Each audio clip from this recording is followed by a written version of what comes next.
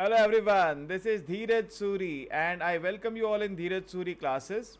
So I'm continuing the discussion of question paper of Introductory MME BA Economics Honors Semester 1 Delhi University examination being held in March 2023. Till now we have done question 1 part A. Now I'm continuing from question 1 part B. Now, see, as you know, I have told you earlier as well that this is the topic mathematical logic which is being tested in examination almost every year. Every year you get a question from this topic. So, question 1B is from mathematical logic where we have to like understand necessary and sufficient conditions. So, before I go to the question, I must give you a quick recap. When we say P implies Q, what does it mean? It means that P is a sufficient condition. P is a sufficient condition for Q, and Q is necessary condition for P. Q is necessary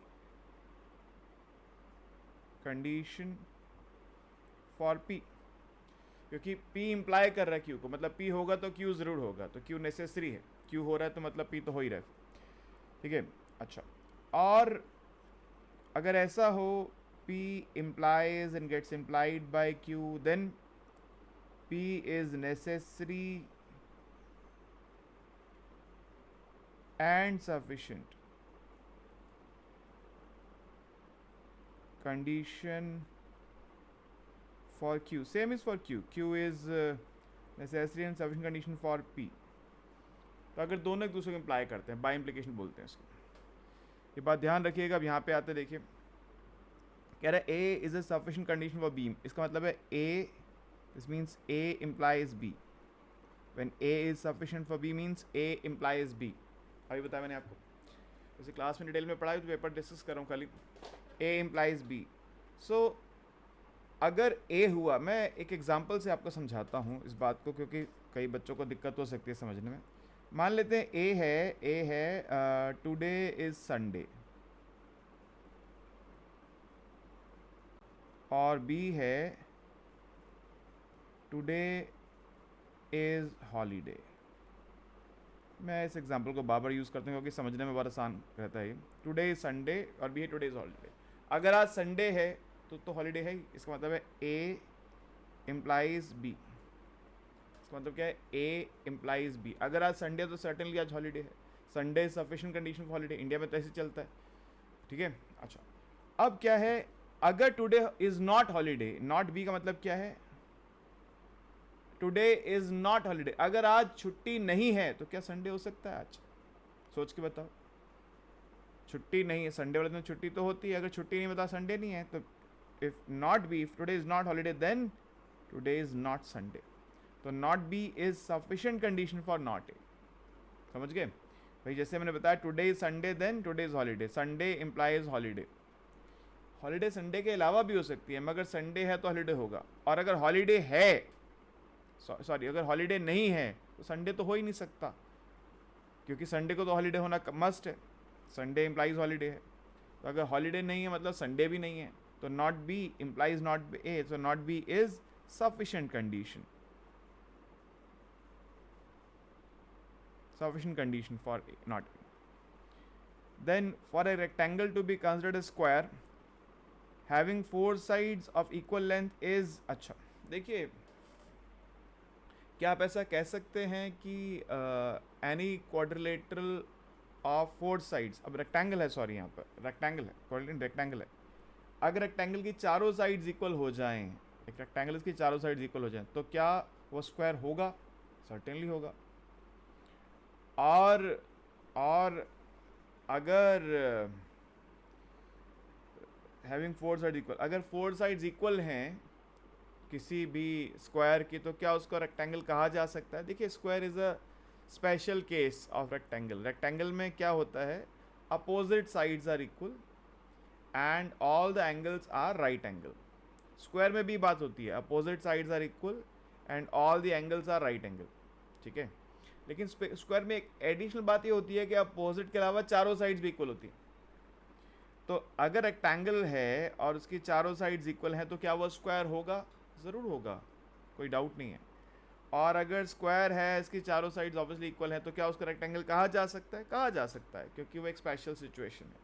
तो यहाँ पर ये necessary भी है और sufficient भी है, necessary भी है और सफिशेंट भी है, क्योंकि अगर रेक्टेंगल की चारों साइड्स इक्वल होंगी तो सफिशेंट है इतना कहना कि वो स्क्वायर है।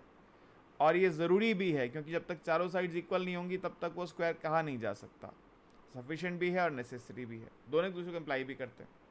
तो यहाँ पे क्या आ गया? Necessary and sufficient. फिर वो बोल रहे हैं एक्स मोर देन ज़ीरो और x into x plus four more than zero.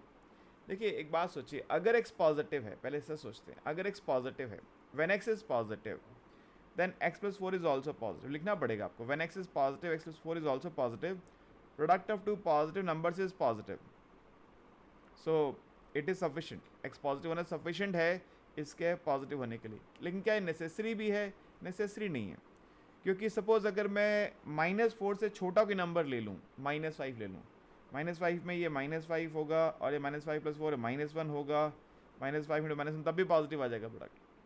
तो x more than zero necessary नहीं है, सफिशिएंट है। अगर एक्स पॉजिटिव होगा देन एक्स प्लस 4 पॉजिटिव होगा, और दो पॉजिटिव का प्रोडक्ट पॉजिटिव होता है, इसलिए सफिशिएंट है, but it is not necessary. Why? उसका रीज़न लिखेंगे, because if we take any value of x smaller than -4, still this product would be positive.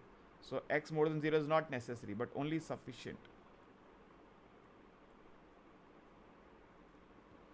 अच्छा जी, नेक्स्ट देखिए, for two sets x and y, x union y is x। देखिए x union y क्या होता है? x union y होता है, अगर मैं n की बात करूँ, n x union y is n x plus n y minus n x and y. अब अगर ये दोनों इक्वल आ रहे हैं, मतलब when x union y is x, this means y is same as x and y, ठीक है, y is same as x and y। तो when y is same as x and y, तो ये दोनों इक्वल आएंगे ही आएंगे, और अगर दोनों इक्वल आएंगे तो y और x एंड y सेम होंगे, तो दोनों एक दूसरे को इम्प्लाई करते हैं, राइट?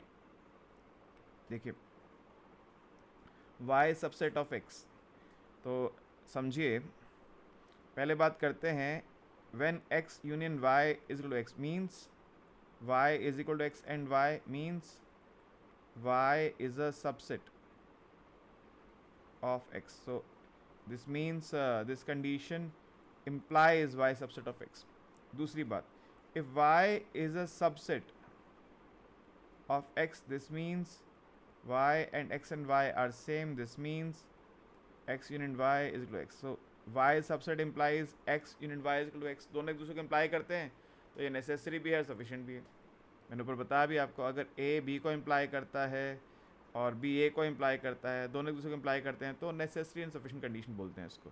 तो क्या, क्योंकि यहाँ पे दोनों एक दूसरे को इम्प्लाई कर रहे हैं, तो क्या है ये? This is necessary and sufficient condition. ये यहाँ पर भी आ जाएगा, necessary and sufficient condition, necessary and sufficient condition यहाँ भी आ जाएगा। क्लियर? राइट? ओके, अभी सी पार्ट पे चलते हैं। देखिए सी पार्ट में कह रहा है, graph f x is equal to this, absolute of x square minus x minus 6, fx is equal to absolute of x square minus x minus 6। इसके अगर मैं फैक्टर बना दूं तो होगा, ये बनते हैं x minus 3 into x plus 2। ऐसे दो नंबर चाहिए होते हैं जिनका सम -1 हो, मल्टीप्लिकेशन -6 हो। तो -3 और -2 का सम करेंगे तो -1 आएगा, मल्टीप्लाई करेंगे तो -6 आएगा। अब ये सोचिए, एब्सोल्यूट के अंदर से जो नंबर बाहर आएगा, अगर अंदर नेगेटिव होगा तो बाहर पॉजिटिव आएगा, अंदर पॉजिटिव होगा तो भी बाहर पॉजिटिव आएगा। लेकिन हमको ये चेक करना होता है नेगेटिव कहाँ है, पॉजिटिव कहाँ है। तो देखिए x minus 3 into x plus 2 is negative if दो नंबर्स का प्रोडक्ट नेगेटिव कब होता है? जब एक पॉजिटिव एक नेगेटिव हो। x minus 3 is positive and x plus 2 is negative, or x minus 3 negative and x plus 2 positive, means x more than 3 and x less than -2, or x less than 3 and x more than -2। Is it possible to have a number which is more than 3 and less than -2? Is it possible to have? No. We can't have a number which is more than 3 and at the same time less than -2. So this is a null set. Or this is possible that we have a number x less than 3 more than -2. तो null set का union जब निकालते हैं कि A union null set is A, so answer is x more than -2 less than 3. तो when x is between -2 to 3 तो ये expression negative है, और जब x 3 से बड़ा होगा और -2 छोटा होगा तो एक्सप्रेशन पॉजिटिव है. This also means x more than 3 and नहीं और x less than -2 for x minus 3 into x plus 2 is positive. इसी से मिल जाता है, अलग से करने की ज़रूरत नहीं पड़ती आपको. तो पहले अब देखिए, for x belongs to -2 to 3 fx क्या होगा? fx होगा negative of x square minus x minus 6 means minus x square, या इसको ऐसे ही रहने दीजिए, अभी इसको परफेक्ट स्क्वायर बनाते हैं.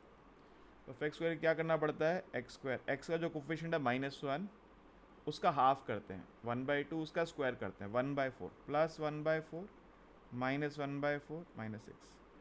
So this is negative of x minus half का स्क्वायर -25/4. ठीक है, तो एक पैराबोला है ये, this is a parabola.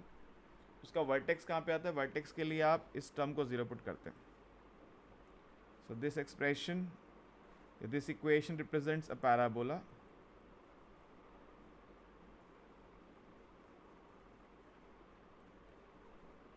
For vertex,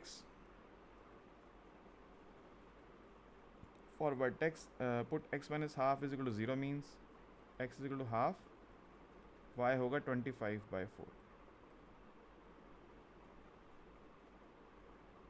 ठीक है, राइट. ओके, तो देखिए जब आप इसको एक्स हाफ करेंगे तो टर्म 0 हो गई, ये -25/4 है, बाहर नेगेटिव है, माइनस में प्लस हो जाएगा. तो मैं यहाँ पे साथ साथ बनाना स्टार्ट करता हूँ इसका डायग्राम, ताकि आप समझ भी पाएँ हो क्या रहा है.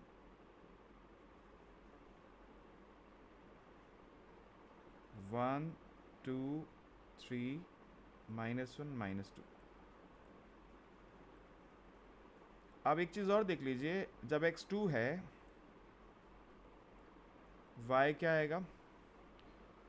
when we take x as -2, when we take x as -2, this is 4 plus 2 6 minus 6 0, y 0 आएगा. at x3 पे क्या आएगा? 9 -3 -6, y तब भी 0 आएगा.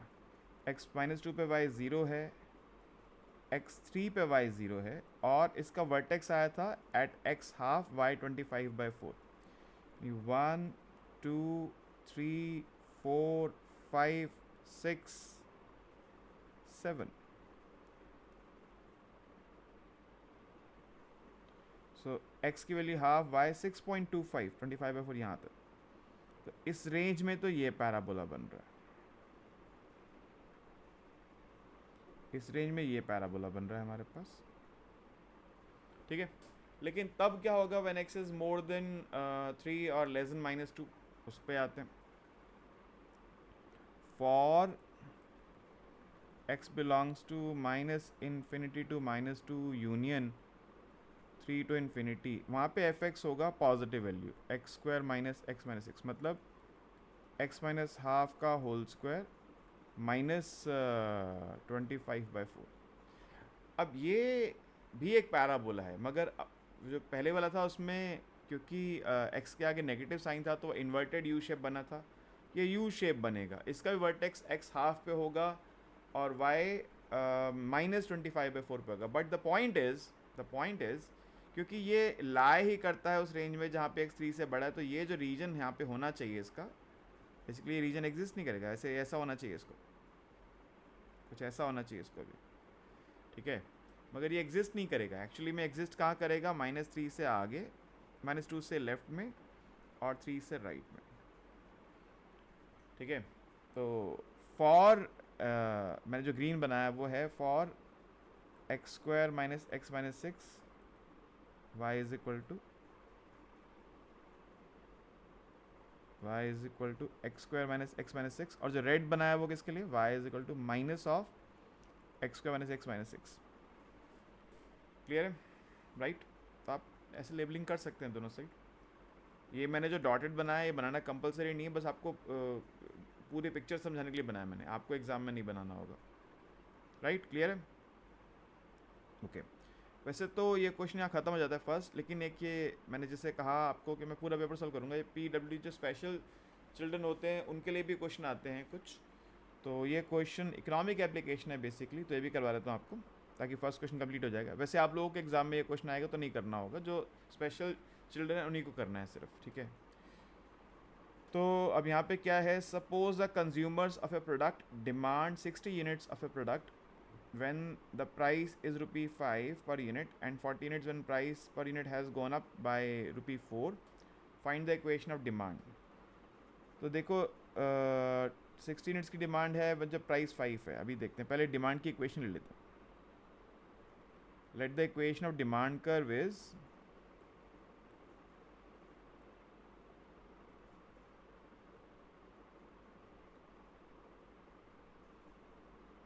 P is equal to A minus BX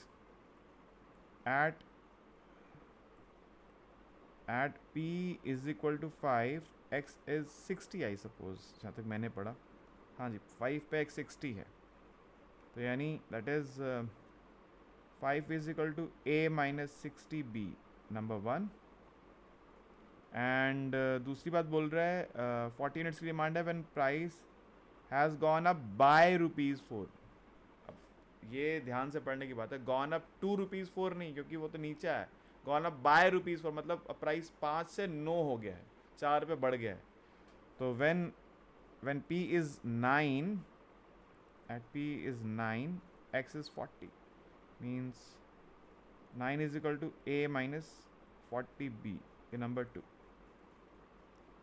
तो दोनों के एक साथ लिखेंगे तो 5 is equal to A minus 60B, 9 is equal to A minus 40B, sign change कीजिए, -4 A cancel, -20B, so B is 1/5, 1 में डाल दीजिए, from 1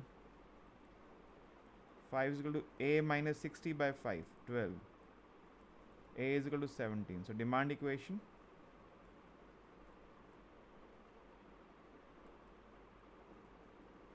P is equal to 17 minus 1/5x। मगर यहाँ पे वो बोल रहा है आपको, ठीक है तो हो गया, फिर बोल रहा है आपको express revenue as a function of price, तो x निकालना पड़ेगा।